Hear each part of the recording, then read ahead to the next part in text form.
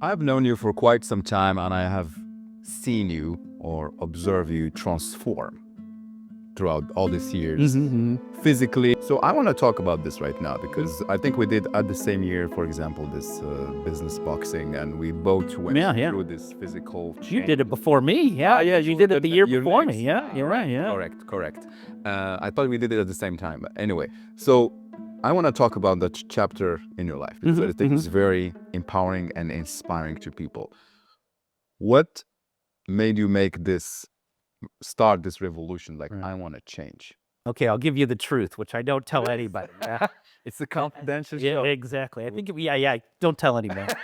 So yeah, I think I was generally up until about 30. I was always quite thin, and I could eat pizza and kebabs all night. And then I think around 35, it was like, too many of those started catching up with me. And I was 48, and I remember I was in the doctor, and I'm like, I don't feel that great. And he goes, and I remember one of the doctors going, he goes, I'm surprised you're even awake or not in a coma. And I'm like, why? He goes, because your cholesterol is too high, your blood pressure is too high, your sugar is way out of control. And was that all? I think just those three. Everything else was probably okay. And he goes, you're whatever overweight. And I was thinking, and he's like, yeah, I'm surprised you're not in a coma or something. He's like, he goes, are you able to work? And I'm like, I just left work to come here. I'm going back to work, and then I'm flying somewhere else. And he goes, okay.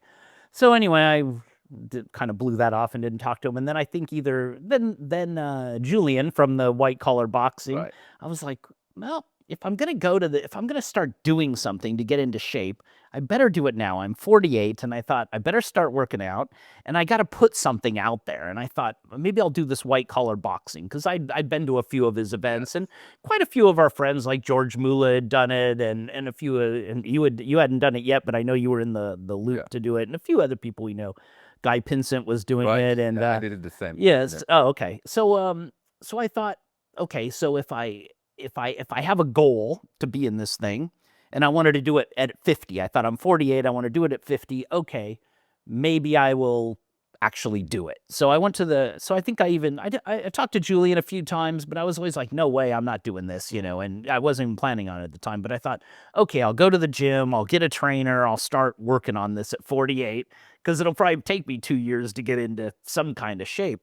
So I did. I signed up at the Intercontinental. The manager there was, I wouldn't say he was a great boxer, but he was good enough to teach what I needed to know. And I'd taken some other combat sports earlier in life, but actually had nothing to do with boxing at all. And when you look at it, so I really was like, okay, if I join this gala, my main concern wasn't even losing. It was just looking bad, right? It was like, okay, how do I not look bad at doing this? And I thought, so the fear of looking bad, and I think it's not just me, but the fear of looking bad drove me to the gym every day. So every day I woke up and I felt terrible. I was like, do you really want to be in front of 400 people? Because he had about that many there, and looked bad. And actually that's what drove me to go to the gym, to get in shape, to kind of, how it is, get punched in the face 100 times, and the trainer's like, why didn't you block that? I'm like, I don't know, I didn't even see it coming. So that really got me. I thought the fear of looking bad. And so then I think after about a year I told Julian, okay, I'll do it when I turn 50, or almost around there. And I was, it's like I lost 10 pounds, but I thought, oh, I just need to lose, or what is that, 5 kilos? Yeah, I lost 10 kilos. And I was like, Jesus, I didn't need to lose 10. I needed to lose 20, And so I think I lost 10, and I still probably wasn't eating great. I wouldn't say I'm eating great now, but so I thought, okay, in a year I've lost 10. I need to lose another 10, but, just get better at boxing as well and stay in better shape. So I told Julian, okay, I'll do the next one, and but we'll promote it, because it was also like a PR thing. It was also a PR thing, and I remember, I was taking all these lessons, and I could tell I just wasn't getting better. I see. And I met my yoga teacher at one event, and I said, she wasn't my yoga teacher at the time, but I was talking to her, and I said, I'm doing this boxing, and she goes, oh, you should come to my, you should hire me Class. as your yoga instructor because I'm doing sports yoga. And I was like, "Wow!" And she goes, I've had swimmers, I've had boxers," and she goes, "I will help you with this because what you're doing in boxing, you're always doing the same moves, yeah, and it's ruining the rest of your body." And I thought, okay, it's maybe a yoga teacher that could actually help me. So I signed up, and literally after like 3 months, I didn't tell my boxing instructor I was doing it, but after 3 months, he goes, "You're getting a lot better at this. What happened?" Because I think I plateaued, and then wasn't anything happened. So I told her that. I said, "Yeah." He was shocked, and so yeah, I kept up with her and doing. So it was a combination of yoga, these sports yoga classes that really she focused on. She knew what we were doing in boxing, and she goes, "I'm going to do all the opposite stuff with you," and it really helped. And I mean, plus the other stuff of just staying mobile and staying balanced, just help a balance. So that was the catalyst of change. Well, I thought when I turn 50, I'm going to do this. All right. Yeah. So you start working on yourself, losing weight, making some sport, and taking punches, literally. Yeah, literally. A lot. Yeah. I couldn't block any of them. So, yeah. I know, man. I'm not sure I ever got good at blocking them. Yeah. I remember these days. Yeah. So from there, and after this gala, I noticed, at least, maybe correct me if I'm wrong, that you kept going still. Yeah, I kept doing it. I thought I better just keep up. Right. I was trying to look for the next thing, because it's Correct. I'm not one of those people that say, "Oh, I love to go to the gym and I can't wait to get there." I'm the exact opposite. I gotta have Motivation. something driving me to go there and learning stuff. So, but the boxing was good. It was always good. So I was trying to do some more like triathlon. I tried triathlons, but I couldn't really swim that well. Not that like half a kilometer or a kilometer. So, I was doing some different things. But yeah, I thought I better keep it up, right?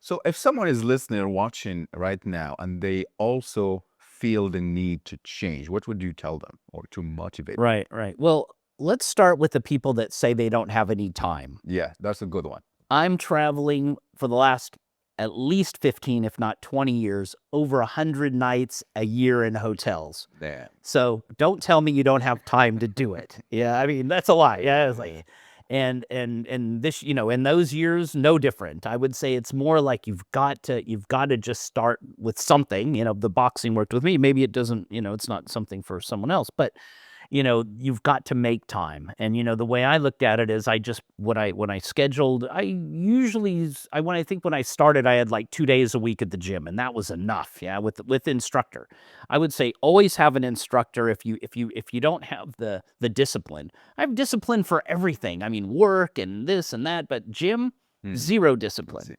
So I got a personal instructor, and I just put those times in like I was going to a sales meeting where I was going to make 20,000 euro deal. And, we never cancel those deals or those meetings, right? So I put them in as like, and no matter what, I wouldn't cancel them. And I think for 3 years, I never canceled one.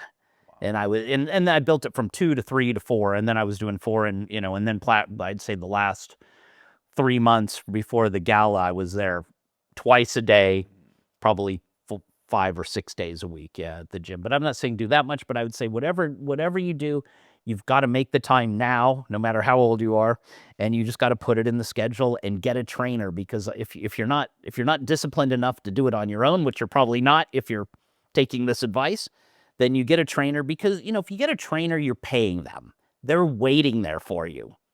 And just look at it as, hey, this is an important business meeting.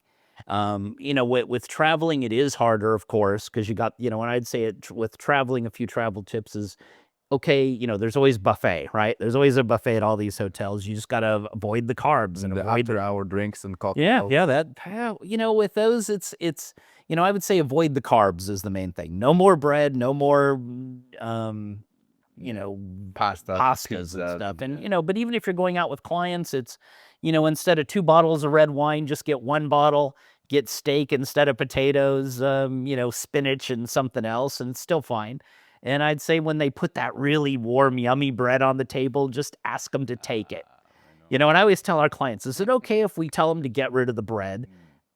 90% of the time they're like, yeah, that's a good idea. So, I'd say you're still drinking the red wine, the steaks, everything. So, little changes. I would say I read a book, you probably read it too. It's like make yourself 1% better once a day or something, or every day. And, that I'd say that's more the way to go. It's forget the diets, forget anything like that, because I just couldn't stick with them.